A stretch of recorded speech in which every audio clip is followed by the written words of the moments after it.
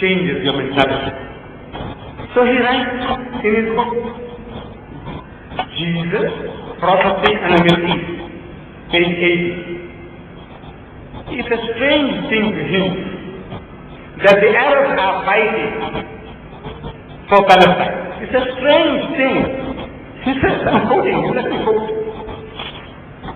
That the Arabs control 3 million square miles of land, but cannot allow Israel, their sinful. Ask the Jew whether he considers you as a sinful. Their sinful to have 10,000 square miles. That's all, only 10,000 square miles. The whole part of land, Palestine, has actually been in the hands of the Arab people longer than it has been controlled by the descendants of Jacob. Yet God promised it to the Jews. He believes that God promised it to the Jews. And he says here, not 10,000. Now he says, page 61 of the same book, he says, in fact, according to Genesis 15:18 and Jeremiah 23:7 and 8, the promise will eventually cover 180,000 square miles. From the river Nile to the Euphrates, he's prepared to give it to them. He's given it to them. What did it? That Samson's stick and Samson's shovel did the job. See, psychology, it does it.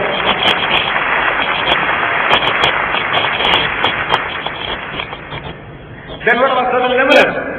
On page 85 it says, what about Israel's invasion of Lebanon in June 1982? Brother Shoghi says, actually, southern Lebanon is prophetically considered a part of Greater Israel. So what are you worried about? Then what are you crying for? You Lebanese people, you Arabs, what are you worried about? It's all promised to the Jews. Give it to them. He cried, crocodile tears, in his book, Liberated Palestinians. He cried, so over 2 million of my people are suffering. I'm quoting. So over 2 million of my people are suffering. Many are bitter, sick and lonely.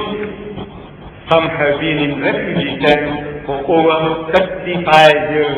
Now, over 40 years. And more.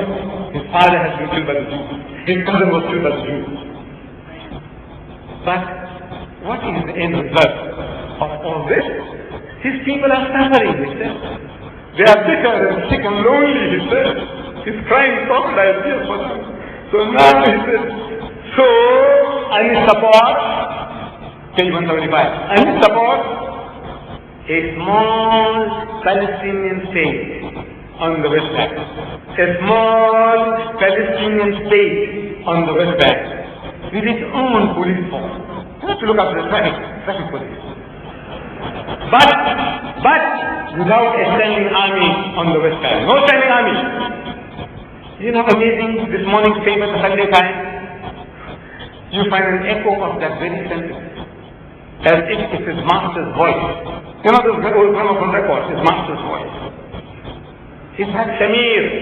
He's telling the very same thing. Offering to the Palestinians. Wait, but you wait. You wait till the election is over, and then we will give you on the West Bank. Let me read his words. Let me read. I don't want to misquote the fellow. Yet Big Shamir. It says here. He said, Yitzhak Shamir, the Israeli Prime Minister, has told Palestinians on the West Bank that the government might confer some authority on occupied territory, but only after the Israeli elections later this year. You have a chance of having your wishes fulfilled. The debate is that the thing that is the word of God, then it's a natural thing that you have to listen hard. Whatever you are suggesting, the guy is saying that the autonomy starts limited autonomy, running everything in the territory except security. Exactly, word for word. As if brother has been going there, he has been going there quite often. Soon after the 67 war, he was there within 6 months. After the 73 war, he was there. Pictures are given. He is ministering to wounded Israeli soldiers. He is ministering to wounded Israeli soldiers. In more than 30 pictures in the liberated Palestinians, there is not a single Palestinian refugee in the book. No picture. But Israeli soldiers average of 2 pilgrimages. He's leading people from America on a pilgrimage to Palestine 2 a year, average of 2 every year. What does it? This is belief. Once you believe that this is the destiny of your people to become slaves, to become cannon fodder and foreskin fodder for the Jews, that does not exist the book of God. People with reason, tell them to the Palestinians. I would like to see a Palestinian go and tell the people in the Gaza, go and tell them that look, from the Nile to the Euphrates, it should be given to the Jews. Southern Lebanon should be given to the Jews. What does it? This is the book has done the job of enslaving the minds of people.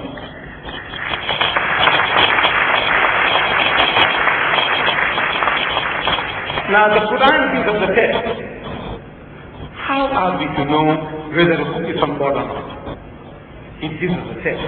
In Surah Nisa, chapter 4, verse 82, it says, أَفَلَا يَتَدَبَّرُونَ الْقُرْآنَ? Do they not consider the Quran with care? Don't you see? وَلَوْ كَانَ مِنْ عِنْدِ غَيْرِ اللَّهِ, had it been from anyone other than Allah, لَوَجَدُوا فِيهِ اخْتِلَافًا كَثِيرًا. You would have found in it many discrepancies, contradictions. This is a test which we have to apply to any book claiming to be God. See whether it is consistent with itself or there are full of contradictions. I will only give you one. And I'm reading from the New Testament. John chapter 18 verse 9. John 18:9. I'm quoting. That the saying might be fulfilled which he spoke. That the saying might be fulfilled which he spoke. Of those, in inverted commas, of those whom you gave me, I have lost none. Close of inverted commas. Of those whom you gave me, I have lost none. None means not one, not a single one. Who says that? Jesus. How do you know? It's in inverted commas. Ask any Christian preacher and he will tell you these are the words of Jesus. And in the Bible that's given to me, Brother Shorosh, thank you very much. This is called a red letter Bible. A red letter meaning every word that Jesus spoke is in red. So very easy to find out whether Jesus spoke these words or not. You open John chapter 18 verse 9 and it is in red.